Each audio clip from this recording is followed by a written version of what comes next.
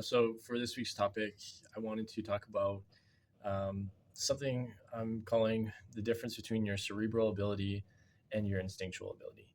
And I think this is something that I've kind of touched on at times when we've met together on the field.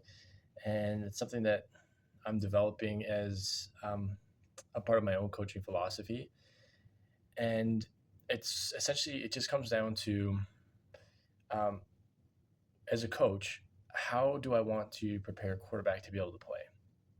And I think for myself, when I was a player, I was very cerebral. And to me, that just means I wanted everything to be process driven in terms of the reads and the progressions.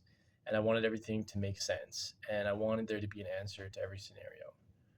And I think where I struggled and where I think that other quarterbacks can benefit from is to rely less on your cerebral ability, which is sort of your conscious ability to process, and rely more on your instinctual ability, and that's more so your ability to unconsciously process and just taking information intuitively and process it immediately.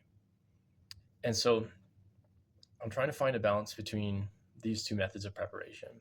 And ultimately, where I land right now is I believe that success on the football field as a quarterback is approximately 30 to 35% preparation in terms of your game plan leading into the game.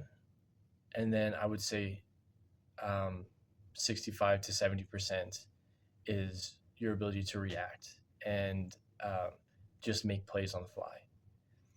And so we really have to, I believe, emphasize our ability to be instinctual. And to me, that means creating drills that develop your instinctual ability, such as reacting to a picture that is unfamiliar and unpredictable. And I think when it comes to preparing for preparing our game plans for the opponents, spending less time focusing on every possible scenario, and instead, focusing on fewer scenarios, and instead just developing a trust in your ability to react to what the defense gives you, because ultimately we could endlessly prepare for a variety of scenarios, and it would never end. We could prepare forever, and we still may get to game day and see something that from the opposing defense that we never game planned or prepared for. And so to me, I believe it to be much more efficient to work on developing your instinctual ability. And, and so the reason why I want to talk about this is because I think it's important for, as a quarterback group, for you to understand sort of what our goal is in training. What is it we're trying to achieve through the drills that we do in practice? And as best you can, just try to let go of the need to be prepared for every single possible scenario on a cerebral level, and just allow yourself to be instinctual when you're out there and process quickly. And so that's the approach that I really want to take this year with each of you quarterbacks, and just develop that instinct and that intuition, so that you can play fast and just react and process fast. Um, and I think the biggest issue is that and I've heard lots of pros say this. There's nerves when it comes to competing, and there always will be, because whenever there's the possibility of loss and you're invested emotionally and you've invested time and effort, there's going to be nerves.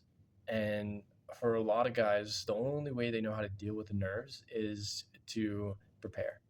And so they just pour over the information, and they do the what if analysis on every single possible thing they can think of, and until their nerves are calm. But I think that can be detrimental, because I think it can slow you down. Um, and especially at this level, there is so much unpredictability and inconsistency with defense that you simply, in my opinion, you can't prepare for every scenario. It's not possible. And so if it then becomes just a matter of preparing for the sake of preparing in order to calm your nerves, well, I think we've got to find a better way to calm your nerves. And that's really that's what we really have to work on keeping in mind. And so to me, when you have nerves and you have fear, obviously nerves is okay. Fear of failure really comes down to ultimately a mismanagement of the mind. And by that, I just mean you're visualizing outcomes, which um, that's good. You want to visualize outcomes, but you're fixated on the visualization of negative outcomes, and you're not able to manage your mind in a way that yes, you visualize the possibility of a negative outcome, but ultimately you move on from that image and you spend the bulk of your mental capacity visualizing a successful outcome. And when you can do that, and you have control over the management of your mind, and you can visualize consistently positive outcomes, then that is going to alleviate your fear of failure. And that is going to alleviate the nerves a lot more than over preparing, to the point where you're tapping in way too much to your cerebral ability and you're compromising your instinctual ability. And so, as a key takeaway, again, this kind of goes back to visualization, and I've I've done a video before on visualization, so um, go back and refer to it, and it's got to be something that you continue to practice and rehearse, because ultimately, at the end of the day, what we really want to develop is our instinctual ability, and as a result, you'll play faster. You're gonna have more success, and although you may have to deal with uh, with a little more fear that can't be alleviated by over preparing, you can alleviate that fear by taking control of the management of your mind through positive visualization. So just some things to keep in mind, and that's going to be my approach for you guys throughout the course of this year. And just I hope you recognize that that's sort of the objective of some of the drills and the approach that we're trying to put in place. Just trying to allow you guys to play fast, to just use your skills to do what you can do, and be loose on game day. Okay, have a good weekend.